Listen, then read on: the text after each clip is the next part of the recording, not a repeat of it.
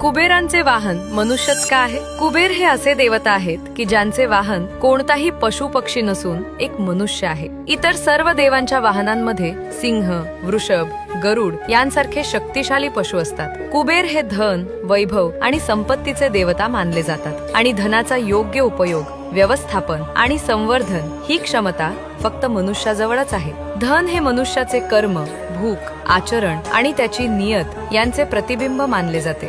धार्मिक ग्रंथांमध्ये सांगितले आहे की जो मनुष्य कुबेरांचा भार सांभाळतो तो साधा मनुष्य नसून त्याच्या स्वभावात समज, शक्ती आणि विवेक या तिन्ही गुणांचा सुंदर समतोल असतो. ज्याच्याकडे हे गुण आहेत तोच धन सांभाळण्यास पात्र ठरतो, पण ज्याच्याकडे हे गुण नसतात तो धनाचा स्वामी न राहता धनाचा नोकर बनतो. या कथेतून आपल्याला एक महत्त्वाचा संदेश मिळतो. मनुष्याने धनासाठी काम करू नये, तर आपल्या बुद्धी, कौशल्य आणि योग्य विचारांच्या जोरावर धनालाच आपल्यासाठी काम करायला लावावे. आपण धनाचे नोकर नसून धनाचे स्वामी आहोत. म्हणूनच आपल्या जीवनात धनाचे सुयोग्य नियोजन, योग्य वेळेला योग्य वापर आणि मूल्य निर्माण करणाऱ्या मालमत्ता तयार करणे हे अत्यंत आवश्यक आहे.